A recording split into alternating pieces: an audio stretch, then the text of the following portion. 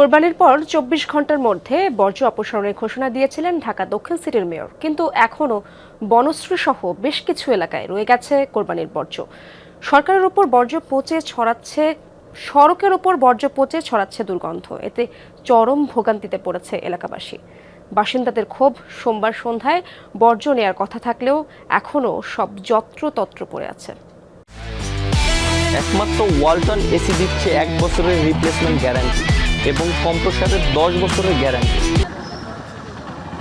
সড়কের উপর এভাবে ছড়ানো কোরবানির বর্জ্য, পশুর চামড়া বা উচ্ছিষ্ট থেকে দুর্গন্ধ পুরো এলাকায়। এ চিত্র রাজধানীর দক্ষিণ বনশ্রী আবাসিক এলাকার, যেখানে হাটের আবর্জনা আর কোরবানির বর্জ্য মিলে জমেছে ময়লার স্তূপ।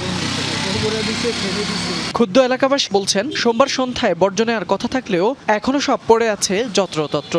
আজকে 2 দিন ধরে যে অবস্থা, আমার বাড়ির সামনে এদিক দিয়ে রাস্তাটা সব কিছু বন্ধ, মানে এই অবস্থাতে থাকা যায় না। সকাল হইতে কেউই বাড়িতে পারেনি আজকে, মানে না এই অবস্থা চলতে থাকলে আমরা মানে এই আবাসিক এলাকায় চলতে পারবো না। গরুর হাট, এই ময়লা আবর্জনা, মানে অসহ্য যন্ত্রণা সবাই। খবরেও বলে যে 24 ঘন্টার মধ্যে ময়লা ক্লিয়ার, এখন তো ওই জায়গায় জায়গায় অভাব নাই, এককালে দিকে পুরো জায়গা গন্ধর ঠেলা থাকা যাচ্ছে না। রাস্তার পরিস্থিতি খুব একটা ভালো না, তা পুরাটাই এখনো এগুলো কিছুই নেয় নাই। গন্ধে আমাদের থাকা অসুবিধা ধরে গেছে রাস্তাঘাটে। অন্য অন্য জায়গায় সব জায়গায় ভালো পরিষ্কার হয়ে গেছে, কিন্তু এখানে এখনো পরিষ্কার হয়নি। গন্ধের জন্য মানুষ থাকতে পারতেছে না।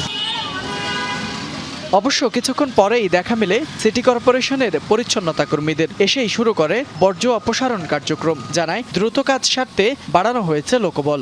আমরা আশা করছি সন্ধ্যার আগেই এই হাটের কাজটি শেষ করতে পারবো। যানযন্ত্র প্রতি বাড়ানো হয়েছে, লোকবল বাড়ানো হয়েছে। আমরা অঞ্চলের যে কর্মকর্তা আছে তারা কাজ করতেছেন, ইজারাদার সাথে আছেন। আমরা হেডকোয়ার্টার থেকে অফিসার এই জিনিসটা নিবিড়ভাবে তত্ত্বাবধান করতেছি।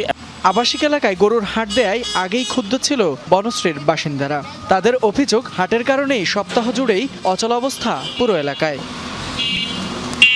ফয়সাল মাহমুদ, যমুনা নিউজ, ঢাকা।